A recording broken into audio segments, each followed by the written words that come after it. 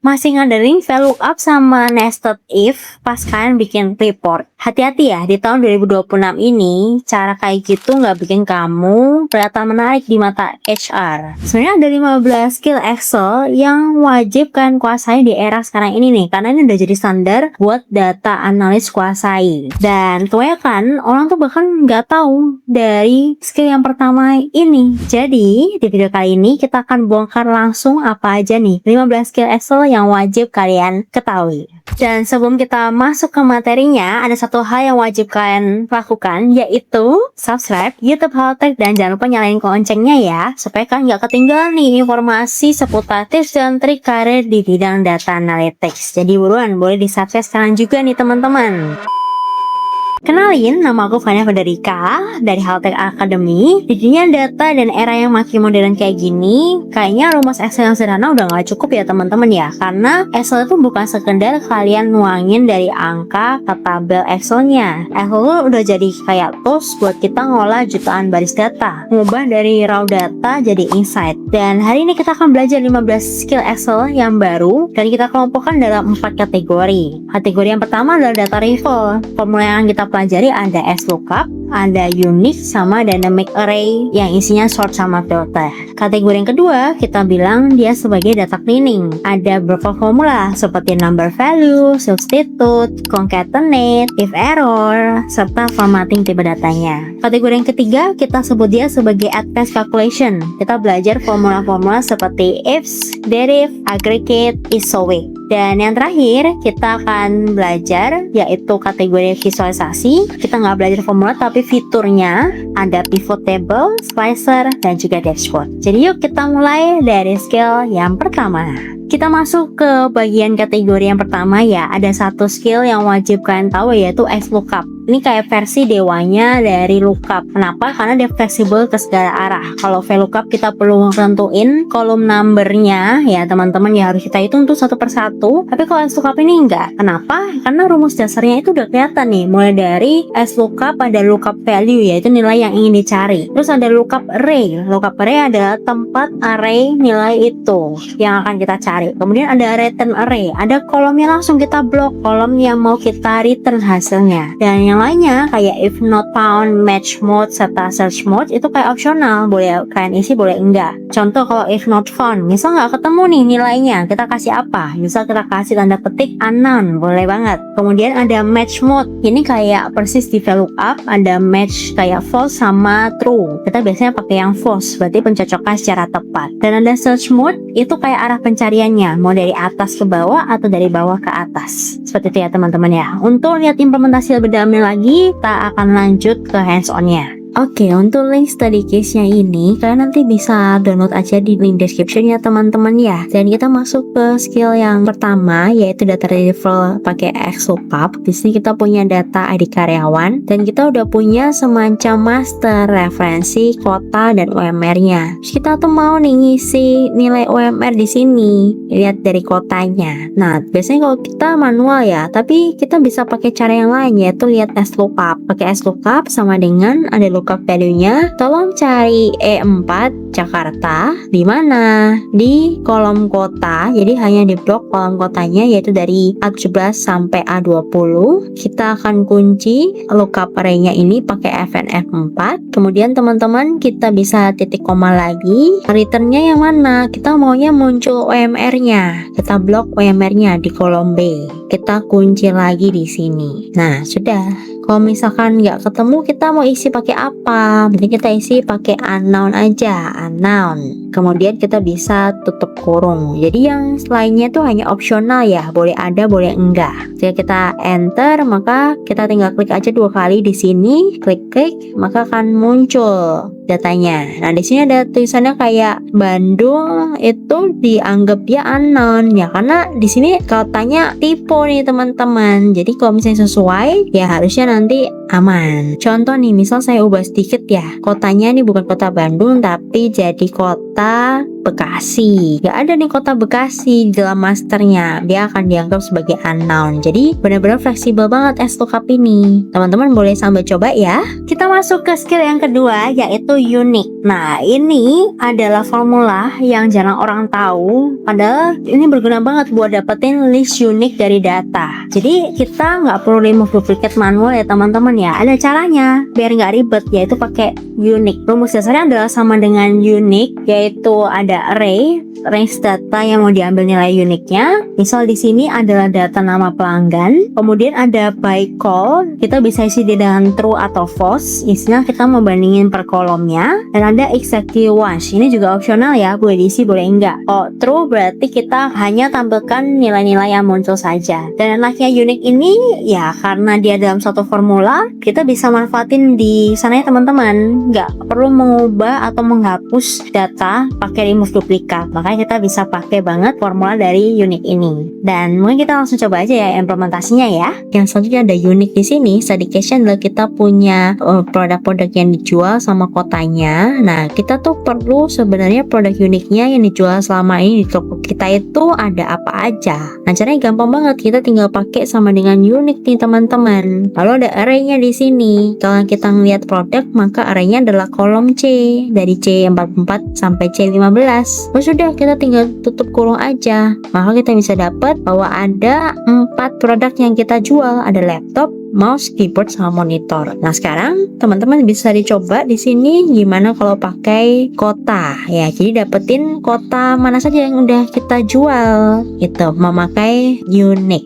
Skill yang ketiga itu adalah bagian dari dynamic array. Jadi ada fitur atau formula di Excel namanya filter dan sort. Ya, kalau kita biasanya filter sama sort tuh kita klik ya, kayak ada menunya atau pakai tombol segitiga di sana. Ternyata ada formula gitu di Excel, kita bisa pakai sama dengan filter atau sama dengan sort, dan kita bisa pakai keduanya sekaligus. Enaknya apa? Enaknya kalau pakai formula ini, tabel yang kita inginkan itu bisa sesuai dengan yang kita mau, otomatis dalam satu rumus aja. Ya, contohnya kayak di sini kita punya sumber data, ada ID, nama, kota, penjualan, sama tanggal, dan kita mau urutin sekaligus filter nih. Filter hanya data peserta dari Jakarta, terus tolong diurutin. Nah, maka kita bisa gabungin sort sama filternya. Di filter, rumus dasarnya adalah ada tabel sumber datanya dari kita blok A1 sampai E9, datanya semua. Terus habis itu koma adalah kolom kriterianya. Kemudian kriterianya apa nih? Kita kasih Jakarta. Kemudian ketika kita udah filter, kita kasih lagi di luarnya sort, diurutin. Akhirnya dia akan ngurutin berdasarkan kolom ID teman-teman semuanya. Jadi kita bisa lihat bahwa tergenerate lah data tabel yang baru sesuai dengan kriteria yang kita inginkan. Nah, hati-hati ya, kadang-kadang kalau kayak gini itu ada error yang sering terjadi, yaitu spill. Kenapa? Karena areanya itu nggak cukup. Jadi tolong teman-teman bersihkan area-area di sekitar formulanya. Kita lanjut lagi ke implementasinya. Untuk kasus yang ketiga di sini kita ada dari dynamic array. Jadi kalau misalnya kita mau filter, biasanya kita aktifin gitu ya filternya di sini teman-teman. Tapi kita juga bisa memakai code yang lebih fleksibel. Misal kita mau filter hanya dari kota Jakarta. Jadi kita bisa filter array-nya, array ini semua. Kemudian ambil pada kolom di sini yang tulisannya adalah kota Jakarta. Nah, maka kita akan munculnya adalah list-listnya nih, list data-data yang dari kota Jakarta. Kemudian kita bisa lagi nambahin formula lagi di depannya, yaitu pakai sort. Sortnya kita bisa pakai sort index berdasarkan indeks apa, atau saya urutin berdasarkan kolom nilai. Nah, maka dia akan urut dari kolom yang ke-6, yaitu kolom nilai, dia akan urut dari yang terkecil sampai yang terbesar. Jadi kita bisa main sort juga di sini. Mau kolom yang keberapa, sort index. Kalau sort order itu kayak lebih mau dari huruf kecil ke besar apa besar ke kecil, teman-teman. Kita tambahin aja sortnya di sini. Jadi dia benar-benar fleksibel banget penggunaan sort sama filter di sini. Sekarang teman-teman bisa coba juga ya buat yang soal ketiga. Coba sekarang di filter hanya untuk ambil produk laptop, terus tolong diurutin dari nilainya dia yang tertinggi ke yang terendah.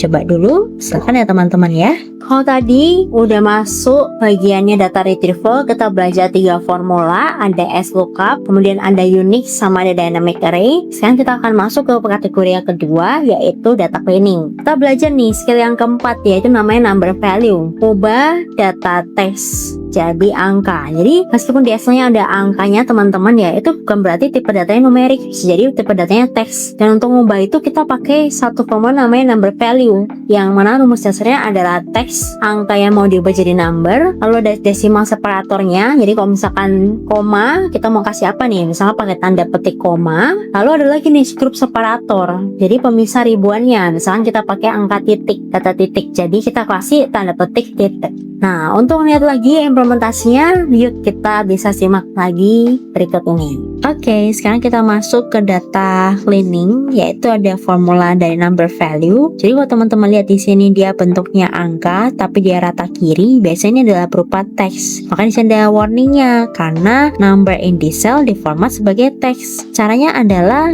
kita bisa pakai formula number value. Number value ini akan mengubah dari teks jadi bentuknya angka. Contoh kayak di sini ya, quantity ada teks 2, kita pakai number value C4, jadilah angka 2, dan seterusnya.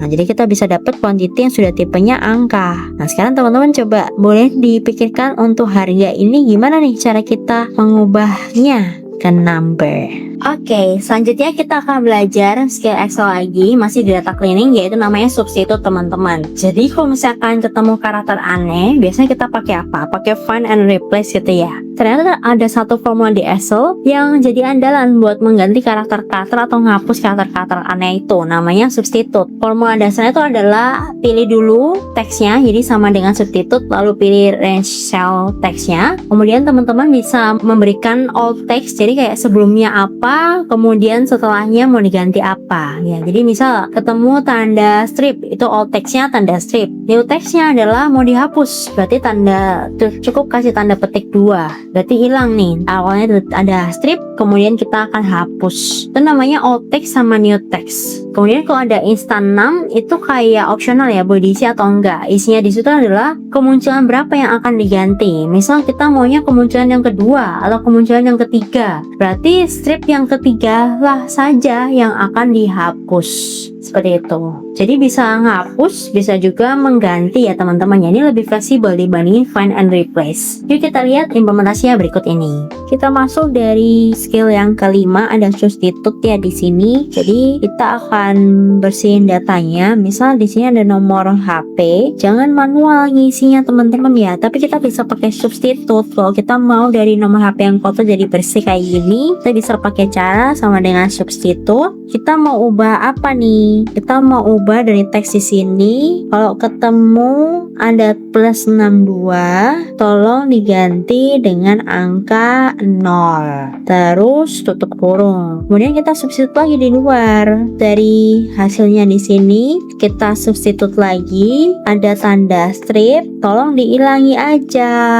Maka yang tadinya ada plus 62 sama tanda stripnya, dia jadi hilang nih teman-teman, sesuai dengan nomor telepon yang sudah bersih. Jadi kan nggak perlu bingung lagi. Sekarang coba kita pikirkan cara gimana untuk mengubah kode produk menjadi produknya seperti ini, PND underscore 001 underscore Jakarta. Jadi kita menghapus slash sama tahunnya. Kemudian kita masih masuk di data cleaning, terutama di teks teman-teman. Ada satu lagi formula, yaitu namanya text join. Jadi kayak kita gabung-gabungin data, jadi sekarang jadi lebih rapi dan otomatis. Ini pakainya formula text join. Dan enaknya text join ini tuh kayak lebih pendek dan lebih canggih daripada concatenate ya, yang biasanya kita pakai. Kenapa? Karena dia cukup kasih aja satu delimiternya apa, terus nanti kita bisa state range-nya sekaligus. Contoh di sini untuk rumus dasarnya adalah sama dengan text join, lalu pilih delimiternya apa. Misal kita mau gabungin apa nih, kolom A, sel A dengan sel B, mau digabungin dengan tanda strip. Kalau concatenate kan kita kayak bikin A2, terus koma strip, koma B2, koma strip, koma C2. Nah kan kayak seperti itu ya. Jadi kita harus tuliskan gitu, panjang jadinya. Nah tapi kalau pakai text join, kita tinggal pakai delimiternya aja, delimiter strip, lalu kita bisa kasih apakah ini mau di ignore empty-nya atau enggak. Kalau iya, kita kasih true kalau kita mau dilewati yang kosong, dan kita tinggal pilih range-nya. Range dari A1 sampai D1 digabungin jadi satu. Maka lebih singkat, lebih fleksibel dibanding concatenate. Yuk kita coba implementasinya berikut ini. Sekarang kita akan masuk lagi ke skill yang ke-6, yaitu text join ya. Jadi kita punya data nama-nama, ini mau digabungin nih teman-teman. Maka kita bisa pakai rumus yang baru aja, yaitu text join. Text join tolong mau dispasi pakai apa? Kita mau pakai spasi aja nih di sini. Kemudian apakah kita ignore empty-nya? Kita kasih true. Kalau ada yang kosong berarti di ignore. Lalu kita kasih teksnya di sini. Ada A4, kemudian ada B4 sama ada C4. Jadi ini akan kita gabungkan. Kemudian kita bisa dapat untuk baris yang keempat ini namanya adalah Andisa Putra, dan kalau kita tarik lagi masing-masing udah digabungin gitu ya, udah dijoinin teks-teksnya. Sekarang coba dipikirkan juga challenge-nya di sini. Alamatnya ini mau digabungin jalan kota sama kode pos pakai tanda koma. Kita masuk ke skill yang ke-7, masih data cleaning, yaitu namanya formula if error. Biasanya kalau kita pakai XLOOKUP maupun VLOOKUP dan datanya itu ternyata nggak ada di tabel referensi, akibatnya apa? Muncul yang namanya NA. Ya itu kayak error dimana VLOOKUP-nya nggak bisa mereturn hasil. Nah biar lebih rapi, maka kita atasi nih errornya dengan suatu teks mungkin. Caranya pakai if error. Jadi rumusnya itu adalah if error, kemudian buka kurung value-nya apa, dan kalau ada error mau diganti apa. Jadi misal di sini ya, if error dari VLOOKUP-nya, kalau nggak ketemu nih datanya, kita kasih dengan tulisan tidak ada data kita, atau unknown, atau banyak lagi teman-teman, misalkan dikasih angka 0 juga bisa. Nah penggunaan if error ini membuat rapi yang tadinya ada NA jadi tulisan tidak ada data. Jadi kita nggak akan kaget nih tiba-tiba kok ada yang error, karena udah teratasi rapi dengan if error. Sekarang kita simak implementasi if error berikut ini. Oke, kita masuk lagi, masih di data cleaning, ada formula if error. Jadi misal teman-teman di sini ya punya data, dia itu kalau kita pakai VLOOKUP biasanya muncul NA kayak gini ya. Jadi misal VLOOKUP di sini, terus kayak kita akan tarik ke bawah, maka akan ada muncul NA-nya. Nah ini kan kayak nggak enak gitu ya dilihat ya. Kenapa nih bisa NA? Gara-gara nggak ada ID targetnya nih. T099 nggak ada di tabel referensinya. Maka jangan biarkan NA-nya. Kita bisa pakai if error. Jadi kita punya VLOOKUP di sini, kita tambahin aja if error di depannya. Kalau ada yang error, kita kasih pesannya nih, berarti tidak ada target. Nah gitu. Jadi kalau dia ada maka akan muncul angkanya, tapi kalau nggak ada dia akan ditulis sebagai tidak ada target teman-teman. Jadi nggak panik kalau ada tulisan error. Sekarang coba dipikirkan challenge-nya untuk yang F. Kita mau hitung realisasi. Realisasi itu dihitungnya dari kita mau hitung achievement ya. Jadi kita hitung achievement itu dari realisasi dibagi sama targetnya. Nah ini saya kasih rumusnya di sini, realisasi dibagi target. Sayangnya ada beberapa yang nggak ada target nih. Kalau nggak ada target kan juga bakalan error. Nah biarkan kalau ada yang error kita kasih 0%. Gimana caranya? Dicoba ya pada kolom ini. Kemudian ini adalah skill yang terakhir di bagian yang kedua, yaitu data cleaning ya, dimana ada formula ataupun fitur formatting tipe data. Nah ini adalah suatu hal yang sering orang lupakan, padahal ini penting banget, karena kalau salah ya kita nggak bisa kalkulasi, ataupun yang awalnya berupa tanggal jadi teks. Nah berbahaya banget kan teman-teman. Dan formatting tipe data ini lakunya ada di tab home. Jadi kalian bisa ngeblok dulu data yang mau kalian format. Misalkan ini adalah data angka atau ini adalah data tanggal. Kemudian kita bisa ke tab home. Di sana itu ada yang kayak di atasnya ada persentase, ada number. Kita bisa klik dan kita bisa pilih nih formatnya apa. Jadi misal ya kalau ada data tanggal ya formatnya tanggal lah, buat misal short date atau long date. Kalau dia formatnya nilai uang, kita bisa pilih dengan accounting atau currency gitu.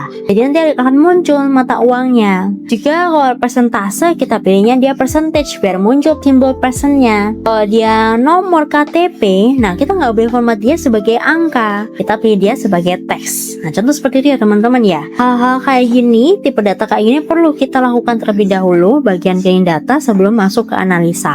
Sekarang kita akan coba implementasinya berikut ini. Kemudian untuk formatting tipe datanya, jadi kita udah punya data karyawan di sini, tolong harus dipikirkan ya formatting tipe-tipe datanya. Jadi contoh kayak gini NIK. Meskipun dia tulisannya adalah angka di sini teman-teman, ini harus dianggap sebagai teks ya. Jadi kita ubah dia ini sebagai formatnya teks semua di sini. Kemudian misalkan ada gaji. Nah, kalau kita biarkan dia sebagai angka, dia akan jadi susah buat kita baca. Kita harus hitung dulu angka nolnya kan. Kita ganti dengan formatnya accounting. Biar apa? Biar muncul mata uangnya sekaligus pemisah ribuannya. Begitu juga misalkan persentase. Kita bisa pilih yang percentage biar muncul angka persentasenya di sini. Dan terakhir kayak ada tanggal lahir, kita bisa memilih formatnya mau short date atau long date. Itu sesuai dengan kebutuhannya ya.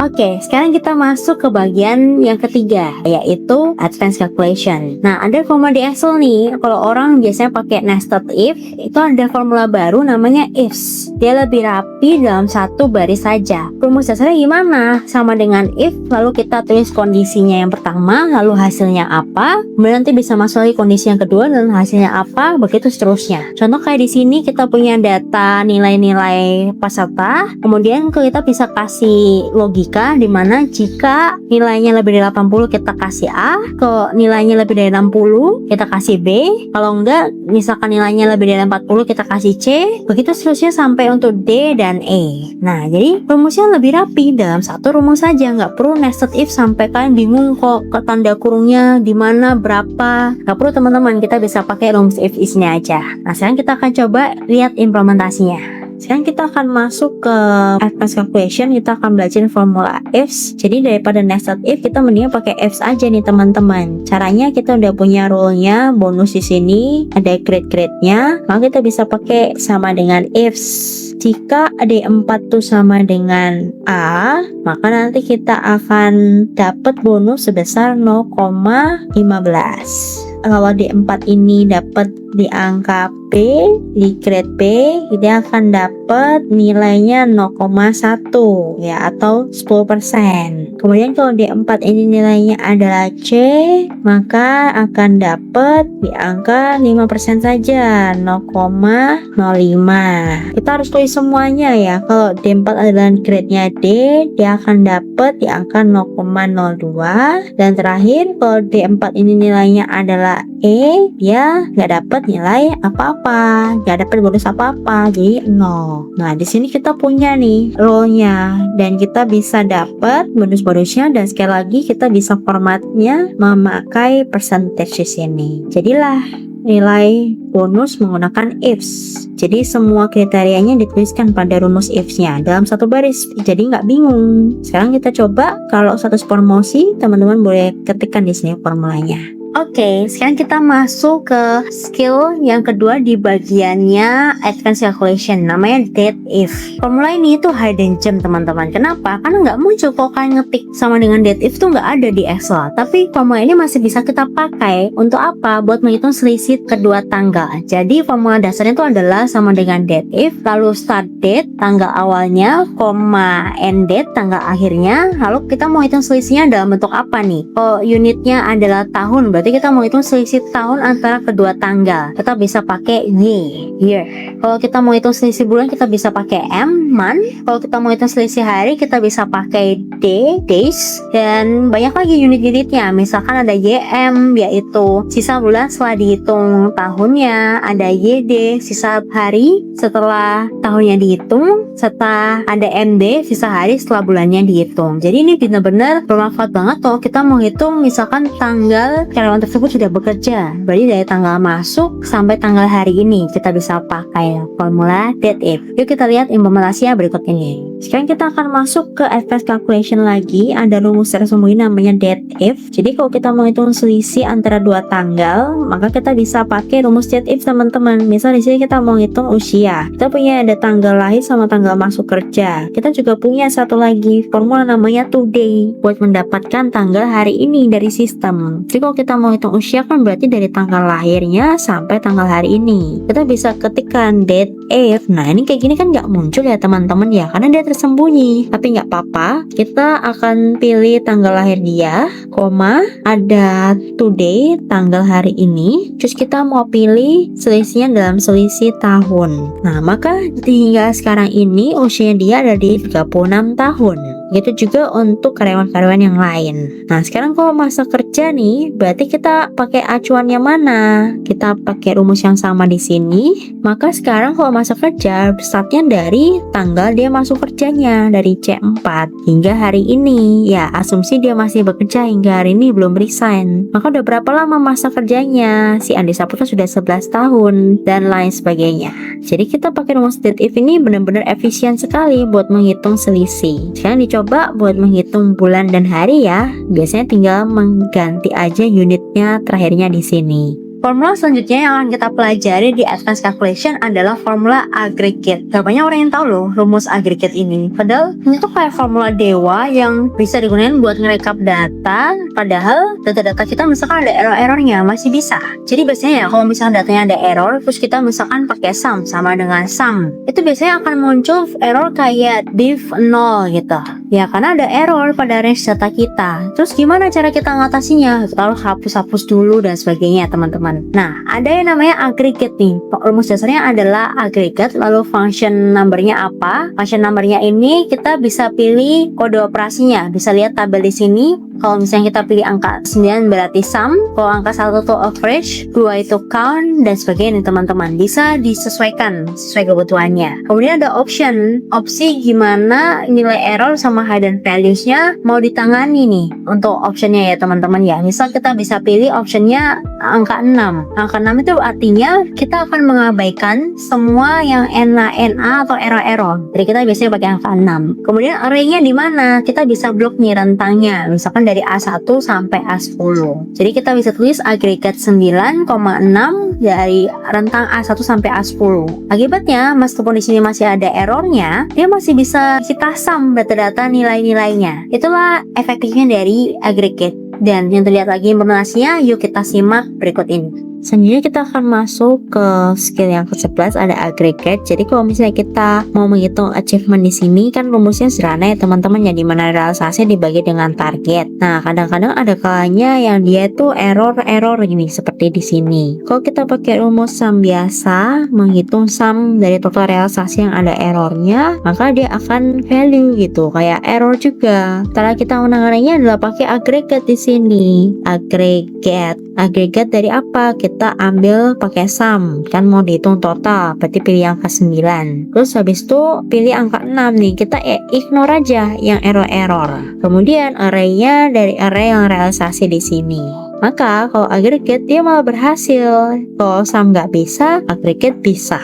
Contoh lain lagi di sini rata-rata. Jadi kita biasa pakai rumus average, rata-rata dari achievementnya berapa. Kan ada error juga di sini. Tapi kalau kita pakai rumus aggregate, sekali lagi kita pilih dulu dia functionnya berapa, karena rata-rata kita pilih angka 1, kemudian pilih angka 6, ignore error value, kemudian rentangnya yang di achievement di sini. Maka kita bisa rata-rata achievement dari keseluruhan 100% di angka 87%. Nah kayak gitu. Silakan dilakukan untuk max sama minnya teman-teman. Selanjutnya teman-teman semuanya, kita masih belajar lagi ya satu formula lagi di bidangnya advanced calculation, ada namanya formula ISO week 6. Kalau kita punya data tanggal, terus kita pengen tahu ini di minggu keberapa, nah itu nggak usah manual nih teman-teman, cek kalender dulu, nggak usah. Kita bisa pakai namanya ISO week 6, bukan week ya teman-teman ya. Ada lagi formula di Excel namanya week gitu, week 6, bukan. Kita pilihnya ISO week 6. Kenapa? Karena dia akan mengembalikan nilai minggu sesuai tanggal kita nih. Jadi rentangnya tuh dari Senin sampai Minggu lagi. Itu dianggap dalam satu minggu. Nah, formula ISO week 6 ini sangat bermanfaat kalau kita mau bikin laporan-laporan mingguan. Jadi lebih konsisten. Contoh di sini kita punya data tanggal, mau tahu dia di minggu ke berapa, kita tinggal tulis saja sama dengan ISO week 6 dan pilih teks tanggalnya. Selesai, kita dapetin nilai ISO minggu tersebut. tersebut dari data tanggal tersebut. Untuk implementasinya lagi, yuk kita simak berikut ini. Oke, terakhir di advanced calculation kita akan belajar yang namanya ISO week 6. Jadi kalau misalnya kita mau mencari tahu ini minggu keberapa ya dari tanggal transaksi ini, kita itu nggak bisa teman-teman pakai week yang biasa di sini, week 6 di sini. Karena week 6 di sini itu bukan mencerminkan nilai minggu yang sebenarnya. Ada namanya ISO week 6 di mana kalau ada tanggal di hari Minggu, dia masih masuk di minggu tersebut ya. Contoh kayak di sini Januari 2025, week 2 itu mulai dari tanggal 6 sampai tanggal 12. Hari Minggunya juga termasuk. Nah, maka akan lebih baik kalau kita pakainya ISO week 6. ISO week 6 dari tanggal yang ini maka akan muncul dia dari minggu keberapa, minggu ke-1, minggu ke-2 dan sebagainya. Jadi jangan lagi pakai week 6, tapi pakainya ISO week 6.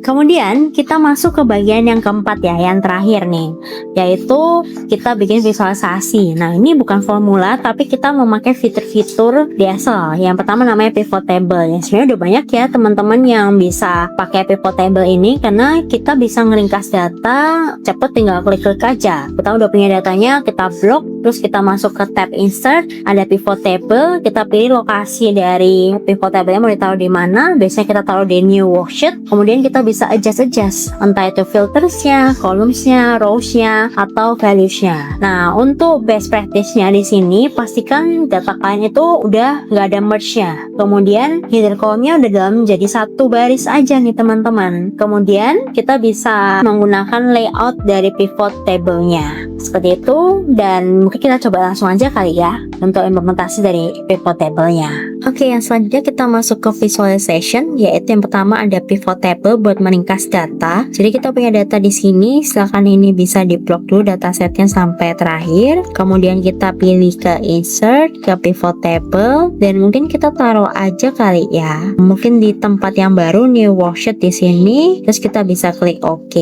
Nah, jadi akan ada pivot table yang kosong seperti ini teman-teman. Terus kalian bisa memilih mau diringkas seperti apa nih informasinya. Misal sesuai petunjuk di sini, mau dapetin total nilai per kotanya. Nah, maka kita perlu mengatur isi pivot table-nya. Kota masukin ke rows, ditarik aja, sama nilai dimasukin ke values. Jadi kita bisa dapetin total nilai per kotanya. Kita bisa copy lagi, paste ke bawah, buang semua fieldnya buat mendapatkan pivot table yang kedua. Sekarang misalkan kita mau buat total nilai per produk per kota. Berarti kita ambil produknya di rows, terus kotanya boleh taruh di rows lagi boleh, atau boleh taruh di kolom juga boleh nih teman-teman. Fleksibel ya, kalian yang memilih mau seperti apa struktur formatnya. Nah, kalau lebih mudah kayak gini boleh, kemudian nilainya dimasukin lagi ke values. Kalau kita bisa dapat nilai-nilainya. Nah, semua pivot table di sini berguna untuk meringkas data. Silahkan dicoba untuk yang ketiga. Kemudian skill yang ke-14 ada yang namanya slicer. Jadi biar pivot table itu bisa lebih interaktif, maka kita bisa aktifin yang namanya slicer. Slicer tuh kayak filter, tapi filternya tuh ada di luarnya gitu ya teman-teman ya. Kita bisa klik-klik aja sebagai filternya. Nah, dalam kasus ini caranya tuh kita udah bikin dulu pivot table-nya, terus nanti kita masuk ke bagiannya pivot table analyze. Dan di sana kita bisa klik insert slicer. Ketika kita klik, maka kita bisa memilih mau muncul filter apa, misal cabang, ada kita muncul nih slicernya. Ketika kita klik Jakarta, pivot table-nya berubah, hanya ngambil yang Jakarta. Ketika klik lagi Surabaya, pivot table jadi berubah lagi, hanya ngambil yang Surabaya. Jadi slicer itu kayak filter yang interaktif, membantu kita memfilter-filter di pivot table-nya. Dan ini berguna banget tuh kan, bikin report ada pivot table-nya, ataupun nanti mau dibikin visualisasi ya teman-teman ya. Kita lihat implementasinya berikut ini. Kemudian setelah kita membuat pivot table yang tadi, kita tuh bisa menambahkan yang namanya slicer. Ini juga bagian dari visualisasi. Jadi kita udah punya pivot table-nya di sini teman-teman yang tadi udah kita buat. Kemudian kita bisa ke pivot table analyze, kita insert slicer, dan silakan dipilih slicernya mau apa. Misal di sini kita pilih slicernya adalah sales sama produk, dipersilakan ya. Jadi kita centang aja dan kita klik OK, maka akan muncul dua slicer seperti ini. Nah, kedua slicer ini silahkan dihubungkan dulu. Kita pencet, pilih report connection, hubungkan ke semua pivot table yang udah kita buat, kita centang-centangi. Begitu juga dengan yang produk, kita report connection, kita centang-centangi. Maka sekarang slicer ini aktif buat semua pivot table. Kalau sekarang saya mau filter hanya lihat dari yang Andi saja, berubah semuanya teman-teman. Kalau saya mau lihat hanya dari yang laptop saja, juga berubah pivot table-nya semua. Nah, jadi itu enaknya memakai slicer filter yang interaktif.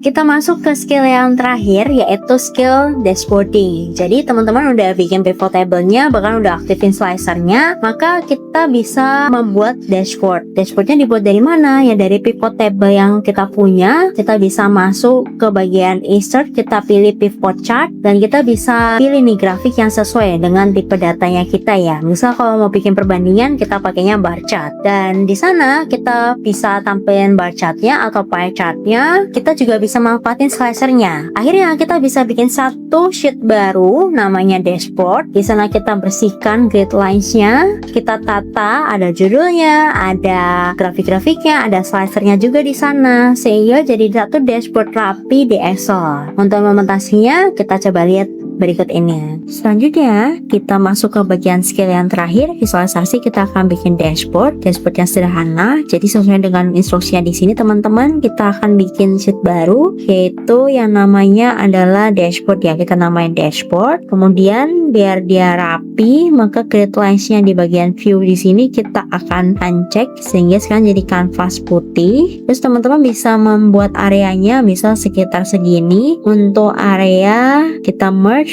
Ini kita kasih judul gitu ya, dashboard terkait datanya, data transaksinya, dashboard performance penjualan.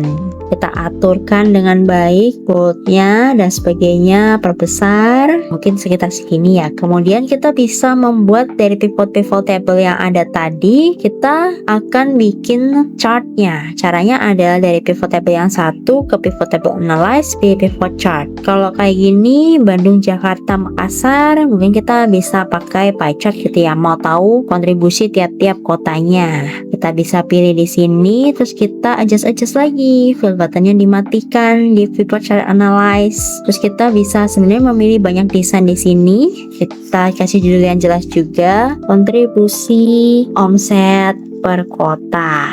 Setelah itu kita pindahkan nih teman-teman, Ctrl X, kita cut, pindahkan ke dashboardnya.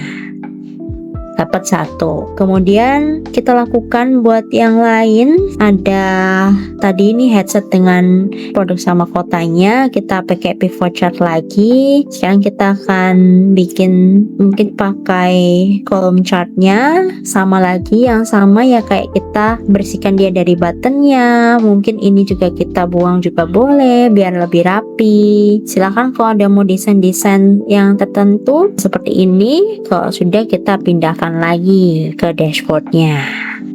Di sini saya kecilkan areanya, mungkin saya kecilkan yang ini saya perbesar sedikit.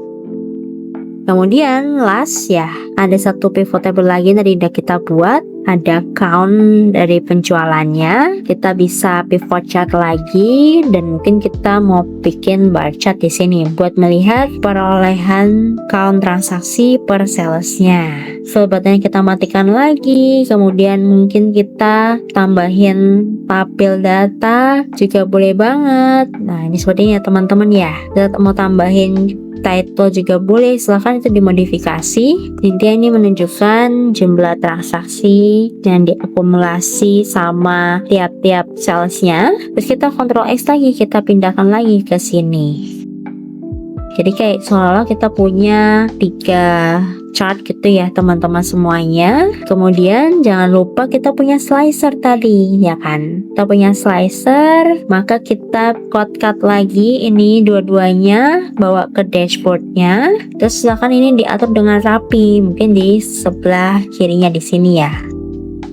Ada 2 di sini. Nah, jadi kita punya chartnya ada 3, disesuaikan untuk layoutnya biar bisa kelihatan semua dashboardnya. Nah, ini contoh dashboard sederhana, sehingga kalau kita cek mau lihat dari yang Budi saja, semuanya bisa berubah, punyanya Budi. Mau lihat dari punyanya keyboard saja, semuanya juga bisa berubah. Ini adalah dashboard sederhana implementasi di Excel. Silahkan dicoba ya teman-teman. Nah, gimana nih teman-teman? Udah berapa skill dari 15 skill tadi yang udah kalian kuasai, yang udah kalian ketahui sebelumnya? Atau masih sedikit nih? Tenang aja ya teman-teman ya, santai, karena dulu aku juga gitu. Dulu aku juga kayak nggak ngerti forma-forma di Excel, dan yang paling susah itu sebenarnya adalah belajar sendirian, karena kayak pace-nya kadang-kadang nggak ada, kadang-kadang nggak semangat gitu ya. Dan makanya kita munculin namanya program HelloCamp di sini. Kelasnya itu sederhana, dalam artian terbatas ya teman-teman. Kita batasnya hanya di 15 orang aja, biar mentornya tuh bisa perhatiin kamu satu persatu. Kalian bisa tanya bebas apapun, termasuk implementasi dari skill-skill Excel ini. Kita bakalan praktek bareng pakai kasus nyata. Jangan kaget ya, karena nanti praktisnya juga akan sulit gitu. Tugasnya juga akan menarik, tertantang nih. Dan akhirnya kamu keluar dari HelloCamp ini punya portofolio ataupun skill yang bisa kalian show up. Dan untuk kalian yang mau daftar di HelloCamp, boleh banget cek langsung di link di deskripsi ya, buruan